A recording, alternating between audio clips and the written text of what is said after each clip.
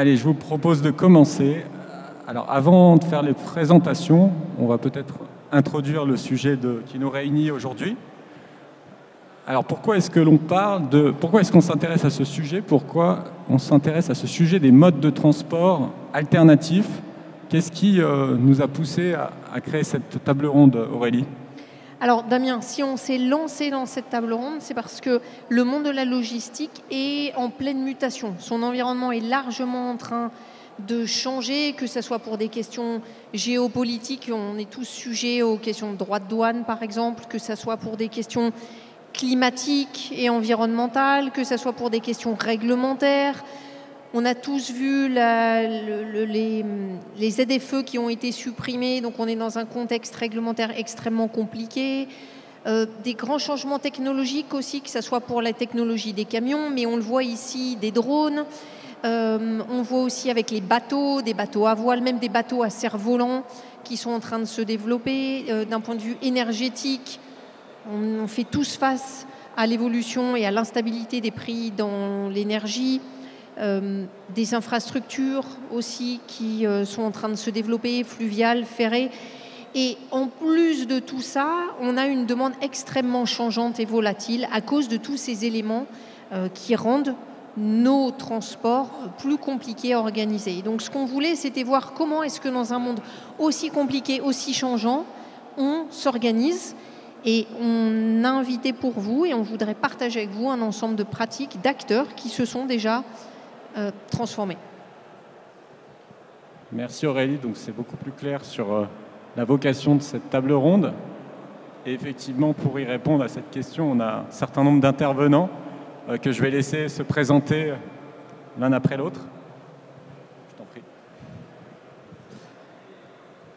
Bonjour, Amaury Guinard, je suis le fondateur de Sofub, qui est la filiale logistique urbaine de la Fédération des usagers de la bicyclette. Forcément, on parle pas mal de vélo et on aide. Je ne sais pas si vous entendez, parce qu'il y a un écho énorme. Alors, on entend bien. Ok. En fait, on aide la chaîne logistique à envisager le vélo cargo quand c'est pertinent, souvent dans les centres-villes denses, peu circulables ou peu garables. Et donc, on aide notamment à travers un programme qui s'appelle Colis Active qu'on porte depuis 2020. Les grosses entreprises de transport et les opérateurs de logistique urbaine à faire une place au vélo cargo. Bonjour, Antoine Dussorbier, moi je suis délégué général d'AI Cargo Fondation. C'est un pôle d'innovation data et IA au service de la transition énergétique. Les supply chains, on accompagne 400 directions supply chain dans leur transition énergétique avec des logiciels et des briques numériques pour accélérer cette transition énergétique. Et bonjour, donc moi je m'appelle Yves Demier, je suis le directeur transport du groupe Doré, donc Doré Transporteur. Donc nous on est donc transporteurs, comme je viens de le dire, et on travaille avec beaucoup de marques de luxe et de cosmétiques, et on est assez présent sur la partie livraison urbaine du dernier kilomètre, avec une expertise sur un mix énergétique, on en parlera tout à l'heure, sur les différentes motorisations. Donc voilà. Parfait. Bien, pour compléter la boucle, Aurélie Delamarle et moi-même Damien Marie, nous sommes experts en durabilité et logistique et nous allons avoir le plaisir de co-animer cette table ronde. Alors, au fond, peut-être pour commencer, un petit sondage pour nous permettre de planter le décor. Oui, alors, vous pouvez vous connecter via le QR code ici présent. Je vous invite à le flasher. Sinon, vous pouvez vous connecter sur mentimeter.com et rentrer le code 79 98 11 54. Et avant de commencer, on voudrait savoir où vous en êtes, vous, sur les questions de transport durable. Qu'est-ce que ça recouvre comme sujet pour vous? Vous avez tous réussi à vous connecter ? Alors, beaucoup de sujets, plusieurs qui tournent autour de l'empreinte écologique. Je vois décarbonation qui revient plusieurs fois, réduction des gaz à effet de serre, décarboner, respect écologie. On a aussi des enjeux plus sociaux, réduction pénibilité, automatisation d'une certaine façon, puis des enjeux effectivement autour de la traçabilité, la réversibilité, la résilience, le service toujours. Ok, beaucoup de sujets, d'enjeux finalement assez différents et peut-être qui peuvent paraître parfois antagonistes.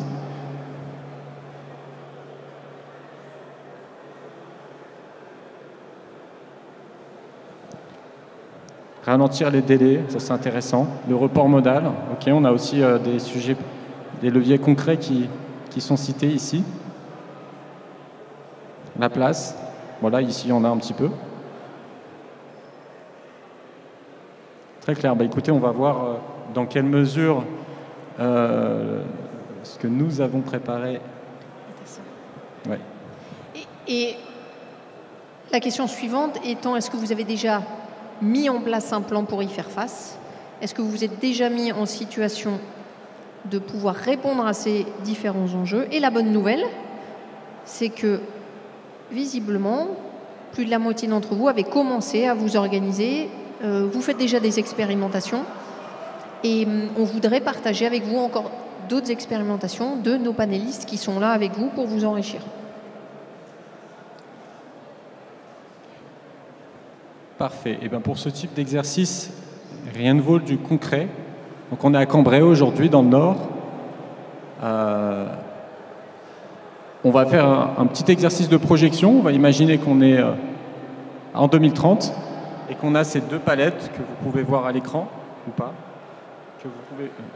Ces deux palettes qui sont quelque part en partance d'expédition, respectivement l'une pour Paris, l'autre pour la Pologne, donc Wrocław, pardon pour la prononciation.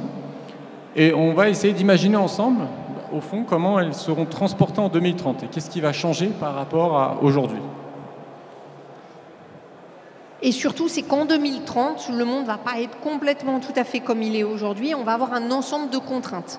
On s'est projeté en 2030 et on vous a ramené ce qui pourrait nous tomber dessus, ce que les signaux faibles nous montrent, ce qui pourrait nous arriver. Alors la première chose qui pourrait nous arriver en 2030 et auquel il va falloir faire face, c'est des centres-villes sans camions.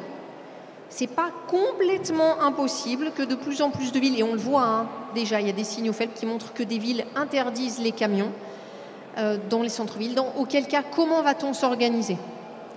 Premier objet qui nous vient du futur, une réglementation. Deuxième objet qui nous vient du futur, mais qui, vous les connaissez, toutes ces problématiques déjà, mais elle va être encore plus importante, c'est le manque de chauffeurs.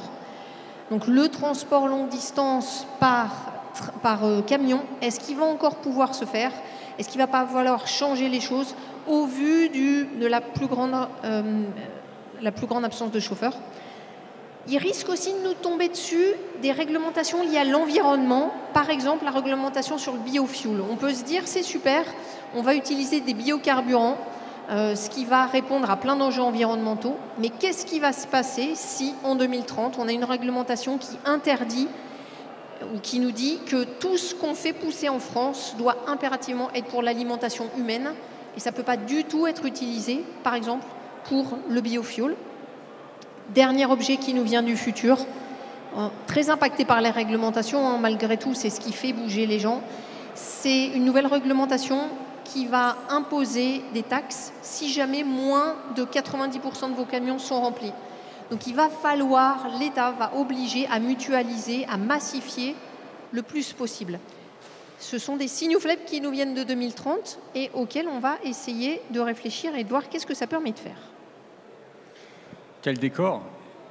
Eh bien peut-être pour, maintenant qu'on se projette dans cet avenir plutôt proche, Yves, ça m'intéresserait d'avoir votre avis sur, on va dire, prenons la première palette, celle qui va à Paris. Comment est-ce que, dans quelles conditions elle sera transportée demain, à votre avis? Alors déjà, donc on est un peu les méchants là, avec les transporteurs, avec les camions, mais on est déjà dans cette dynamique d'une certaine manière de 2030 chez nous, puisqu'on a déjà du biogaz, on a déjà des biocarburants avec le B100 et le HVO, et de l'électrique. Donc demain, nous, demain c'est aujourd'hui en fait, on a déjà nous des solutions avec des collectes sur le secteur des Hauts-de-France dans le cadre de l'exercice là. et une traction qui descendrait sur Gennevilliers. Donc là, on est sur un site à l'extérieur de la ville qui permet ensuite d'aller récupérer des véhicules électriques ou à gaz, en l'occurrence électriques, puisque sur Paris, on est plutôt sur une tendance électrique, pour aller livrer le destinataire final sur le centre de Paris avec un véhicule de moins de 3,5 tonnes ou un véhicule qui, du coup, aura la possibilité de rentrer sur Paris. Donc l'objectif, c'est un peu, ça recroise ce qu'on était en train de lire là, donc c'est aussi de la massification à l'extérieur de la ville pour rentrer avec des camions qui seront du coup mutualisés et qui permettront d'être optimisés et ne pas rentrer avec des camions à vide. Parce qu'on a tendance souvent à dire que le camion qui ne pollue pas, c'est le camion qui ne roule pas. En l'occurrence, c'est pour le voir dans le sens optimisé, c'est le camion plein du coup qui pollue le moins. Voilà. Donc chez Doré, pour l'instant actuellement, on fait déjà cette démarche. On est actuellement à plus de 60% de flotte décarbonée avec un mix énergétique de ce que je disais tout à l'heure, d'électrique plutôt sur le centre-ville, de biocarburant et de biogaz sur la partie traction, qui permet du coup d'adapter les opérations, donc les opérations avec du décarboné. L'objectif étant sur les 3 ou 4 ans à venir d'arriver sur un mix énergétique de plus de 80% de la flotte. Donc si on se projette en 2030, on ne sera pas très loin en tout cas du 100% de décarbonation. Donc ça nous permettra sans aucun problème de transporter cette palette des Hauts-de-France vers Paris et de la livrer de manière complètement décarbonée. Très clair, merci Yves. Du coup, quelque part, là, si je résume les choses, vous nous dites en 2030, on aura un transport plutôt par camion, des camions qui seront mieux optimisés et plutôt sur un mix énergétique décarboné, donc électrique ou biogaz. Et vous avez cité, c'est intéressant, une arrivée sur la plateforme de Gennevilliers en disant que le dernier kilomètre pourrait être opéré d'une autre façon. Peut-être ça m'intéresserait d'avoir ton avis, Amaury. Oui, pour pouvoir livrer un vélo cargo, il y a besoin de passer du camion au vélo. Donc en général, il y a une rupture de charge complémentaire qui est aussi un lieu finalement de dégroupage. C'est-à-dire normalement, on arrive en massifié, on va venir dégrouper les tournées et après les tournées vont pouvoir partir à vélo cargo.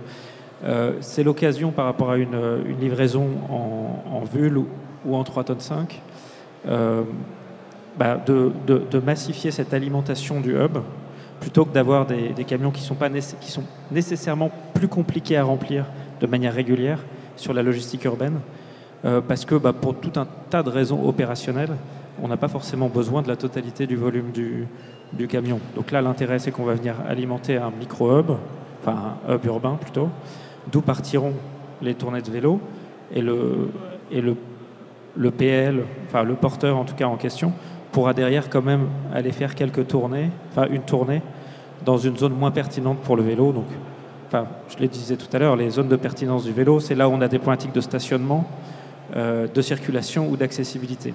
L'accessibilité, on en a parlé à l'instant sur le fait que est-ce que les camions... Alors il y a déjà des centres-villes où les camions ne peuvent pas rentrer pour des raisons historiques, parce que la ville n'est pas construite de manière à ce que des PL puissent rentrer.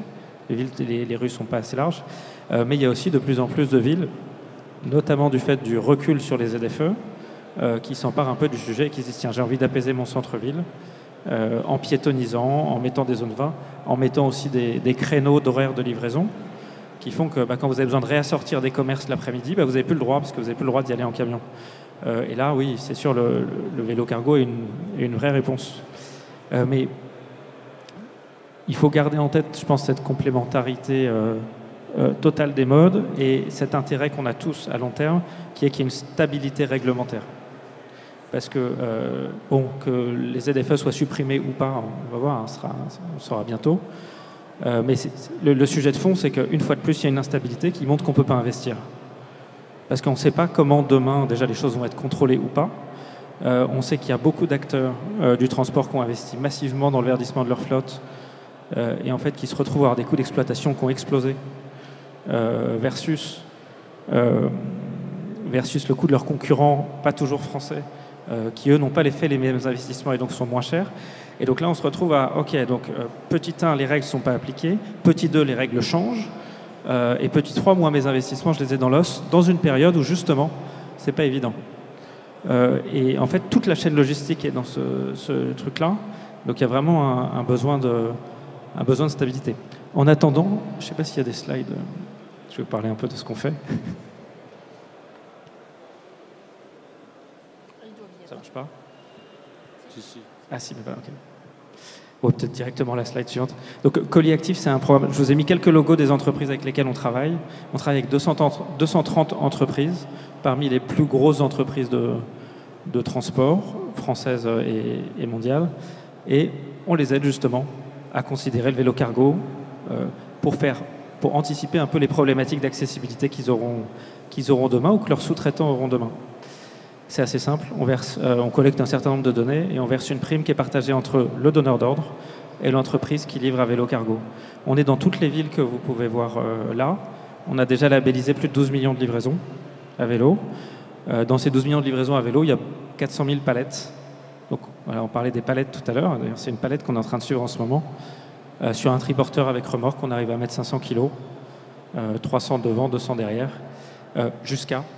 Donc, on a une capacité de transport, c'est faisable, mais ce n'est pas du tout toujours le plus pertinent. Partout où il est plus facile de circuler en vulve, de stationner, etc., il vaut mieux rester en vulve ou en porteur. Je veux dire, le vélo n'a pas de valeur ajoutée. Bon, le vélo permet quand même d'émettre un peu moins de particules fines, qui est un vrai enjeu de santé publique en centre-ville. Un peu moins bruyant aussi, il prend moins de place quand il est garé, etc. Bon, il y a tout un tas d'éléments positifs. Mais voilà, nous, notre rôle, c'est juste de dire, voilà, on donne un avantage économique. En général, on paye 10% de la livraison. Et ces 10% de la livraison, ça permet de considérer le vélo cargo dans tout ça. Assez récemment, avec France Logistique, on a lancé un annuaire, l'annuaire Cyclo, qui est là pour référencer les 200 entreprises de cyclo-logistique qui sont en France. Mais bon, voilà, ça permet de voir qu'il y en a un peu partout sur le territoire, en tout cas dans les grandes villes. Ça permet de savoir aussi quelle surface de stockage, est-ce qu'ils font du froid, etc. Mais ça permet aussi de se rendre compte qu'ils sont que 200. Alors que vous le savez, le dernier kilomètre, c'est entre 10 000 et 20 000 entreprises qui font le dernier kilomètre en camionnette chaque jour. Nous, on n'a que 200 entreprises qui font de la cyclo-logistique. Donc l'avenir, si jamais il y a vraiment des difficultés qui se généralisent pour accéder au centre-ville, c'est bien sûr que les sous-traitants, c'est 3 000 entreprises de plus de 10 salariés, et c'est jusqu'à 20 000 entreprises en tout si on compte les auto-entrepreneurs, etc., sur le fret de proximité. Pardon, c'est un détail technique. En fait, l'avenir de la cyclo-logistique, en tout cas, les entreprises qui doivent considérer le vélo cargo dans leur flotte et sur les tournées qui sont compliquées, parce qu'on les connaît déjà, les tournées compliquées. Il y a pas de... Enfin, tous ceux qui gèrent les opérations les connaissent. Et ben, c'est là qu'il faut regarder, tiens, et si on considérait cette solution qui est, on va dire, de plus en plus mature. Voilà, et donc c'est ce qu'on fait, et l'annuaire est là, et pour vous aider à trouver des acteurs locaux, et on commence de plus en plus à référencer les entreprises qui font la maintenance de vélo, parce que pour la continuité du service, la maintenance, c'est assez important. Merci Amaury, très clair. Donc je retiens des transports diversifiés, plus diversifiés qu'aujourd'hui, avec cette possibilité qu'offre la cyclo-logistique. Mais tu as insisté en complément des solutions existantes de livraison via des porteurs ou des véhicules plus conventionnels, on va dire, mais décarbonés. L'autre élément qui était intéressant sur lequel tu as insisté, c'est le terme de hub logistique. J'aimerais avoir ton point de vue sur les hubs logistiques, parce qu'on en parle beaucoup sur Paris, mais est-ce que, Yves, dans d'autres villes de France, est-ce que tu vois, c'est une tendance que tu vois aussi se développer en 2030 ? Pardon, j'ai pas bien entendu. Damien, est-ce que tu peux répéter les questions ? La question, c'était sur les hubs logistiques, ouais. Qui est un des mots qui est revenu, mais est-ce que pour toi, c'est une tendance de fond et qui va se développer, qui est amenée à se développer de plus en plus à horizon 2030 ? Dans les centres-villes ? Oui. Ça, c'est une bonne question. Nous, donc, AI Cargo Fondation, on a 4 domaines d'action stratégique. Donc, le report modal, le transport massifié, la livraison urbaine, les territoires, l'intelligence artificielle et la data, et enfin le calcul carbone. Sur la partie des hubs de livraison urbaine, oui, tout à fait. Si on reprend l'organisateur de transport historique de la distribution de courrier dans les centres-villes, on voit l'organisation qu'ils ont déployée, et on voit aussi comment des acteurs redéploient ce type d'organisation avec des hubs de logistique en centre-ville. Peut-être plus adapté au colis, mais on retrouve ces logiques de hub. Donc, merci beaucoup. Eh bien, écoutez, à nouveau, à vous de jouer. On va avoir nouveau un petit questionnaire, un petit sondage pour vous. Je vous invite à aller à la question numéro 3, toujours du même questionnaire. Donc normalement, vous n'avez pas besoin de reflasher, juste au cas où.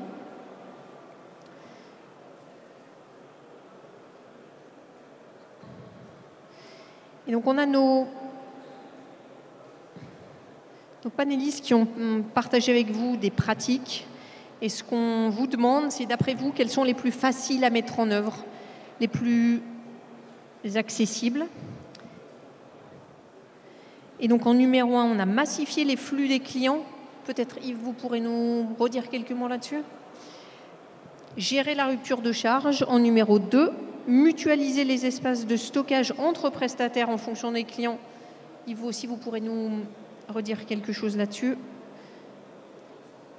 Mutualiser les espaces de stockage. Travailler en coopétition tout au long de la chaîne de la valeur. C'est vrai qu'on ne peut pas toujours faire tout le chemin logistique et donc il faut pouvoir travailler avec des concurrents. Comment ça se passe? Et en dernière position, favoriser la cyclo-logistique dans les appels d'offres publics et privés.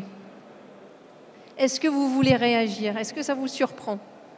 Alors non, pas forcément. J'ai pas tout lu. Je vous cache pas que moi je vois pas le retour. Donc j'ai entendu le début sur la massification, si je dis pas de bêtises, c'est ça, ouais. Massifier les flux clients, c'est ce qui paraît le plus accessible. Oui, alors là-dessus, effectivement, il y a un sujet. Nous, on travaille, comme je disais tout à l'heure, pour les marques de cosmétiques et les marques de luxe. On est implanté dans la vallée du Loiret. Donc, on a des entrepôts logistiques et du coup, nous, on fait le transport après au départ du Loiret pour l'Île-de-France et toute la France. Donc, on a plusieurs sujets là-dedans. On a différents types de flux, B2B ou B2C, qu'on fait au départ du Loiret. Et les schémas logistiques peuvent être différents. L'intérêt, c'est d'aller construire un modèle avec nos clients pour leur permettre de bénéficier d'une optimisation, c'est-à-dire de remplir les véhicules, comme je disais tout à l'heure, les véhicules vides, c'est des véhicules qui polluent et qui sont en plus peu optimisés. Donc de remplir ces véhicules de traction au départ d'Orléans, par exemple, pour Paris. Et ensuite, sur le dernier kilomètre, donc ça c'est le transport amont, sur le transport aval du dernier kilomètre, mutualiser avec les différentes marques qu'on livre actuellement et ouvrir cette offre à des nouvelles marques pour pouvoir remplir des véhicules qui actuellement sont... Nous, on livre des marques de luxe, donc c'est dans des secteurs parisiens, si je prends vraiment, je focus sur Paris, qui sont tous dans les mêmes secteurs. Vous avez les Champs-Élysées, vous avez des secteurs bien précis où il y a toutes les boutiques qui sont implantées. Donc il se peut, dans l'organisation actuelle, que ce soit de Doré ou d'autres transporteurs, qu'on aille livrer ces secteurs-là avec plusieurs véhicules alors qu'ils sont à la rue d'à côté ou en face.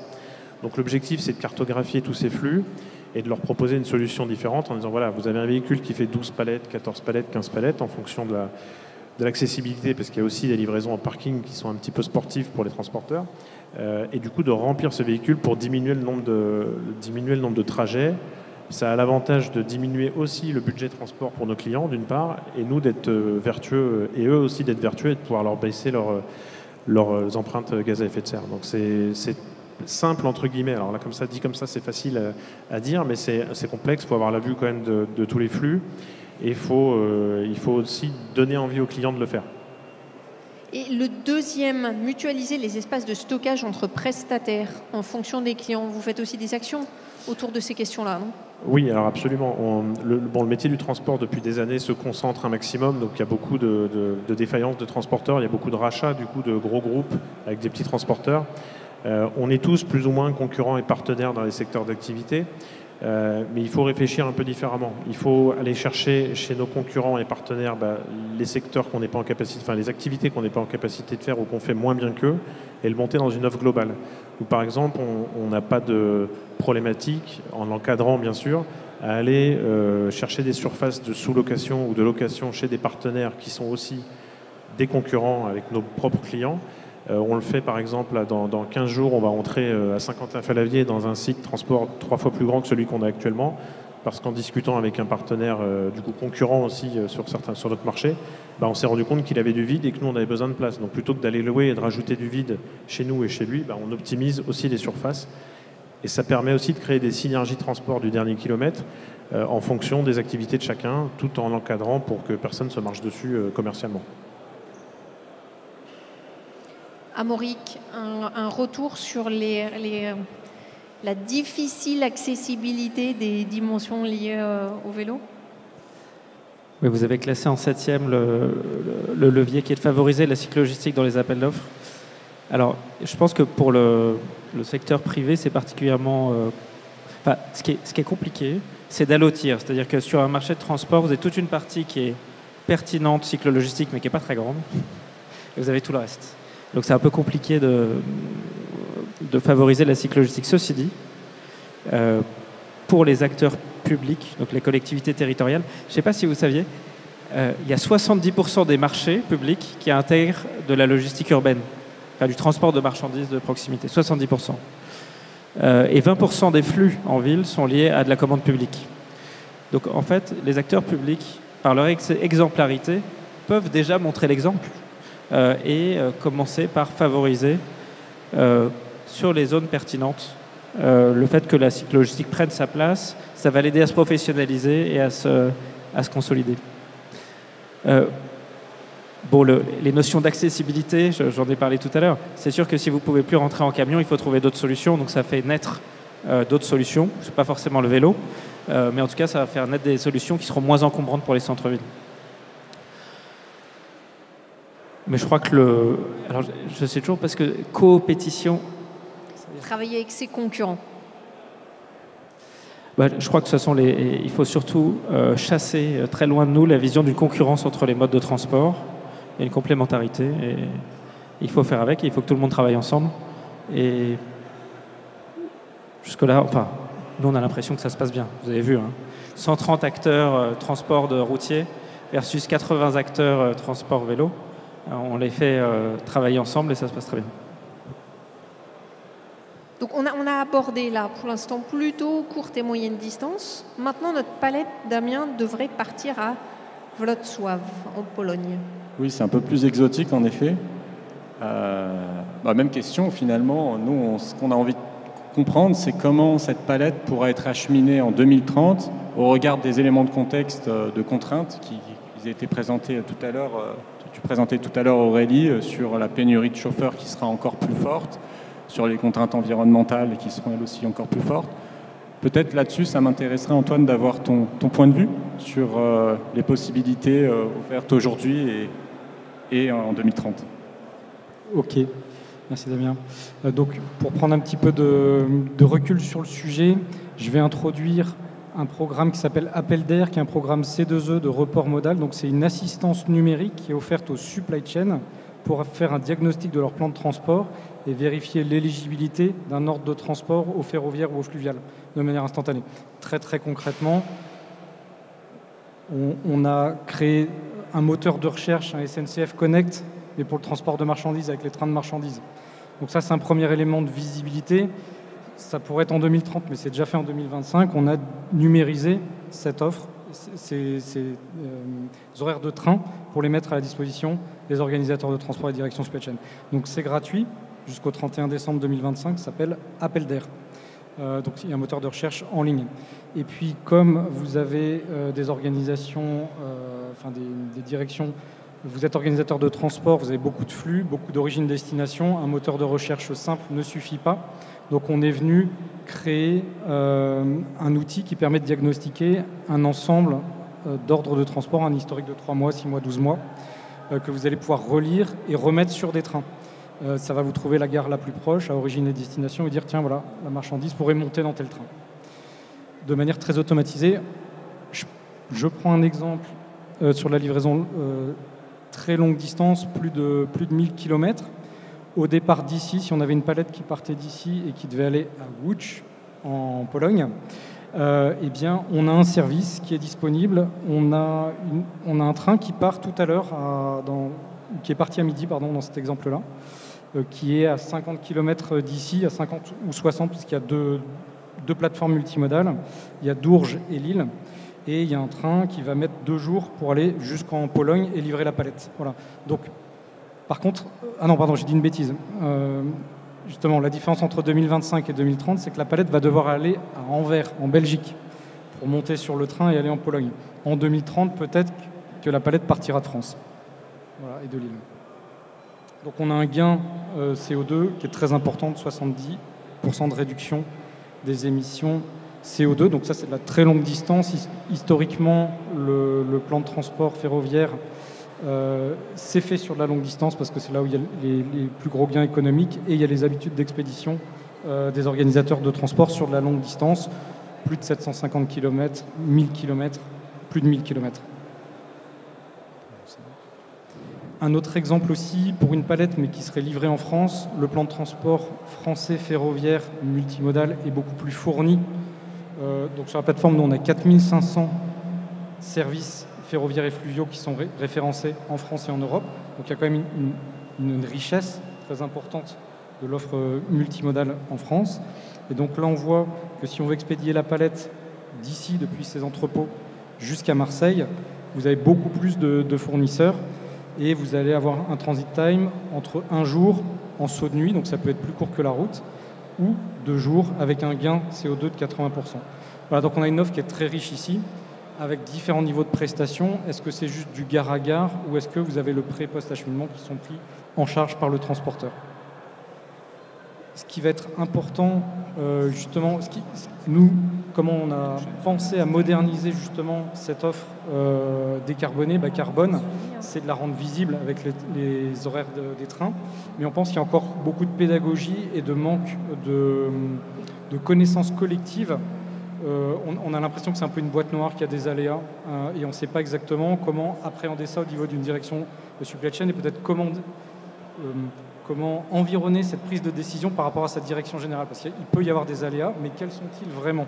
Et comment est-ce qu'on peut les absorber? Donc voilà. Donc je rappelle quand même, justement, l'idée c'est de pouvoir communiquer sur la performance du report modal ferroviaire, sur un certain nombre de critères que vous voyez affichés. Donc le facteur d'émission, on va dire que ça, il y a une connaissance collective. On sait qu'on réduit par 9 ou 13 en fonction du mix énergétique des locomotives les émissions par rapport à la route, par rapport à du tout diesel. Donc c'est extrêmement puissant. Il y a beaucoup d'offres aujourd'hui et ça marche très bien. Et il y a un très grand nombre de directions supply chain qui utilisent le report modal. Je vais vous donner 2 exemples. Leclerc, qui justement au départ de ses entrepôts dans le nord de la France, organise des expéditions donc depuis Lille, vers Bordeaux, Toulouse et vers Marseille, avec l'équivalent de 1500 camions qui sont ôtés de la route pour être mis sur le train. Donc c'est une décision qui a été prise l'année dernière, qui a été cofinancée par le programme Remove, qui permet de prendre en charge sur des factures, sur des prestations d'essai de transport 30 à 40% de la facture. Donc c'est énorme, on vous rembourse 30 à 40% de votre facture, c'est le programme Remove. Et donc Leclerc a fait toute sa recherche d'éligibilité sur notre moteur de recherche et ils ont pris ces décisions-là. Voilà. Donc c'est très fourni en termes de services, les axes qu'ils ont choisis. Donc voilà, c'est une bonne référence. Et un autre axe aussi, c'est le pré- et post-acheminement maritime. C'est très facile, historiquement c'est déjà massifié.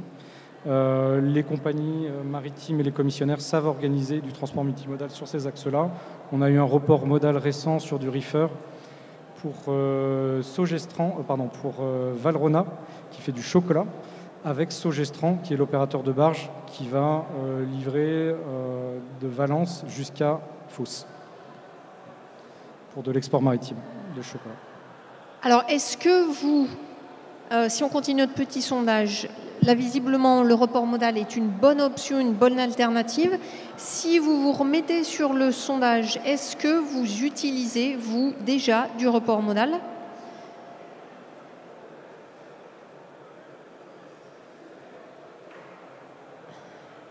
Globalement, oui. Et si vous n'en utilisez pas encore... Ah, non, ça remonte. Et si vous n'en utilisez pas encore, quelles sont la raison principale pour laquelle c'est le plus compliqué?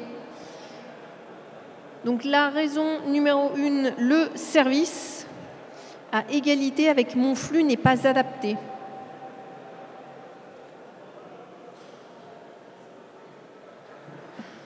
Le flux n'est pas adapté, la typologie des flux, et il n'y a pas de solution pour passer à l'échelle. Antoine, est-ce que vous voulez commenter ? Tout à fait.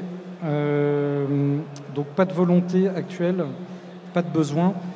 Moi, ça rejoint le point sur les directions générales, les aléas. La question de clarification des aléas. Il faut savoir qu'un train, c'est une statistique qui vient d'un opérateur multimodal. quand un train part, dans 98% des cas, il va arriver à l'heure. Le problème, c'est qu'il parte, tout simplement, parce que c'est des trains qui sont pendulaires. Donc il faut qu'il arrive de son trajet précédent. Et c'est comme quand il y a de la congestion sur une gare, il faut que les boîtes puissent rentrer dans le train, monter sur le train en temps et en heure pour que le train puisse partir à l'heure. Donc voilà, donc ça c'est ce qui va faire aussi la flexibilité et qui va réduire l'incertitude par rapport au report modal, c'est aussi la fréquence, le nombre de départs par semaine sur un axe. Si j'ai raté un train, si je sais que j'ai un train le lendemain, je suis beaucoup plus sécurisé. Si un train qui a été annulé, le train suivant est proche. Voilà. Donc c'est d'avoir cette visibilité sur les aléas. Il faut savoir aussi que s'il y a un aléa un retard, ça c'est une statistique qui m'a été donnée par le directeur supply chain de Nature et Découverte, justement c'est de la région parisienne vers Marseille. Il fait de la livraison boutique et il doit acheminer de la marchandise sur les étagères de ses magasins. Et ces étagères doivent être pleines à l'avant pour le week-end, donc il ne peut pas se tromper.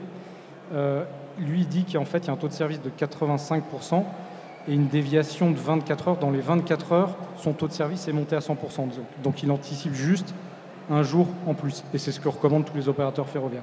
Donc quand on a en tête, peut-être que vous avez l'habitude aussi de prendre le train à titre personnel, c'est vraiment un enseignement, puisque, et oui, les trains sont parfois annulés, il y a des retards, etc. Mais comment est-ce qu'on gère ? Voilà, il faut savoir que quand on décide de faire du report modal, il va falloir gérer ça et surtout l'expliquer. Donc, à quoi on va faire face ? On sait, on va s'y attendre, ça va arriver. Voilà. Donc, il y a plusieurs solutions, justement, que nous, on a à l'étude pour mettre de la flexibilité autour de cette offre. Merci. Merci beaucoup pour vos interventions. 2030, c'est un peu demain. Et ça tombe bien. Moi, ce que je retiens, c'est qu'aujourd'hui, dès aujourd'hui, on a déjà des solutions qui existent, qui permettent de bien adresser les enjeux d'aujourd'hui, mais qui seront exacerbés demain, les enjeux de décarbonation, les contraintes réglementaires, les contraintes de service. Et au fond, au travers des différentes solutions qui ont été présentées, que ce soit pour le dernier kilomètre avec la cyclo-logistique en alternative, que ce soit pour le report modal pour les transports longue distance, voire moyenne distance, ou même sur les camions, des technologies qui existent aujourd'hui qui permettent de mieux remplir ou d'utiliser des modes d'énergie dits durables. Les solutions sont déjà là où elles se développent, et donc c'est assez encourageant, je pense, comme message. Est-ce que vous auriez un dernier mot de clôture, envie de partager un mot de clôture à l'audience, notre audience? Un petit mot. Un petit mot. Un tout petit mot, je voulais rebondir sur l'absence de volonté, qui était un des éléments qui avait été répondu. Souvent, si celui qui paye veut, toute la chaîne logistique déroule. Donc, on parle souvent du donneur d'ordre, voire du chargeur. Alors nous, on agit beaucoup sur les donneurs d'ordre et les opérateurs. Donc, la prime est partagée avec le donneur d'ordre et ça permet au donneur d'ordre, et ça nous avait un peu marqué, ça lui permet en interne de négocier soit avec le responsable d'agence, soit au national, d'envisager la solution. Donc on voit que cette volonté, c'est des personnes à la fin, et c'est des personnes dans une organisation complexe, et il faut que tout le monde soit d'accord. Mais on s'est aussi rendu compte qu'en fait, même les donneurs d'ordre, c'est leurs chargeurs à eux qui veulent ou pas. Et c'est eux qui payent la prestation finale, c'est eux qui d'ailleurs consentent le plus de valeur ajoutée, et qui donc potentiellement peuvent changer les choses. Au-delà de la réglementation, dont l'instabilité n'est pas facile à gérer, j'en parlais tout à l'heure. Et nous, dans ce cadre-là, j'en profite pour remercier Argon, parce qu'Argon, on a créé un partenariat avec eux, parce qu'ils adressent énormément les chargeurs, justement. Et donc, c'était vraiment ça avait beaucoup de sens qu'on travaille avec eux. Et c'est dans le cadre de ce partenariat avec Argon que j'interviens aujourd'hui. Donc, vraiment, je voulais remercier Isabelle, qui est juste là. Et on a créé un autre partenariat similaire avec l'AUTF, que vous connaissez sans doute, qui est la Fédération des chargeurs, pour exactement les mêmes raisons. Et chez les chargeurs, il y a une oreille attentive. Après, c'est dans la partie opérationnelle, comment est-ce qu'on fait, est-ce qu'il y a les réponses, etc. Il faut répondre à toutes ces questions. Mais nous, on fait notre part. En tout cas, on fait de notre mieux pour faire notre part. Et on va continuer. En tout cas, moi, à 2030, déjà, j'espère qu'on aura une stabilité réglementaire suffisante et suffisamment rassurante pour que les investissements soient faits. Et puis j'espère que pour Colliactive, on accompagne, aujourd'hui on est dans 22 métropoles, qu'on soit donc 50 grandes villes, voilà, et que cette palette, peut-être en passant par l'hôtel des Gobelins, notamment dont Éole s'occupe, en ce cas de la commercialisation avec ses gros, et que cette palette, elle puisse arriver à bon port, et pourquoi pas à vélo cargo, si c'est pertinent. Merci beaucoup. Moi, comme mot de la fin, j'inviterai à creuser l'offre ferroviaire existante, à aller au bout de ces questions et de ces doutes pour les résoudre. Et puis faire un petit coup de pub aussi sur une boucle ferroviaire qu'on est en train de lancer qui va démultiplier l'offre ferroviaire en France. On l'espère, donc à horizon 2030, ça serait un très très bon objectif, avec les gros acteurs historiques, notamment la SNCF, mais pas que, aussi TAB, donc un système qui puisse être adapté à tous les opérateurs en place et qui opèrent déjà des flux pour démultiplier l'offre en France point à point, que de toutes les grandes villes, on puisse livrer vers toutes les autres grandes villes en France. Les 7-8 plus grandes villes, même on peut élargir 10-15 grandes villes, que de point à point on puisse livrer et passer par le ferroviaire. Aujourd'hui, justement, par méconnaissance, et même nous au niveau du programme, on s'aperçoit que c'est déjà possible aujourd'hui. Il y a des opérateurs qui le font. Le transit time va être un petit peu long. Et justement, avec ce système de boucle ferroviaire, dans un sens horaire et anti-horaire, on va pouvoir accélérer et on espère arriver à un délai de 48 heures pour un plan de transport point à point en France décarboné, passant par le train. Bon, je vais essayer d'être un peu plus court que mes collègues. Donc, pour le mot de la fin, pour moi, chez De Ré, on croit beaucoup à l'intelligence d'exploitation. On a parlé très brièvement des motorisations, puisque quand on parle d'écologie, on parle systématiquement des camions verts, etc. Moi, je pense qu'il faut sortir de ce clivage-là et dire qu'il y a des gens suffisamment intelligents dans les exploitations et chez les chargeurs et chez les donneurs d'ordre pour étudier toutes les solutions qui existent en logistique et en transport. Vous disiez tout à l'heure, Amaury, tu disais qu'il fallait justement pas voir les choses comme segmentées. Donc le transport de la cyclo-logistique peut être le dernier kilomètre d'un camion. L'intermodalité est importante aussi. Ça permet d'offrir une gamme assez large pour être intelligent en termes d'exploitation et massifier des choses pour diminuer les véhicules sur la route. Donc je crois beaucoup plus à cette massification qu'à un changement d'énergie qui est très coûteux et dont on est aussi dépendant de la réglementation. Voilà pour moi. Merci à vous.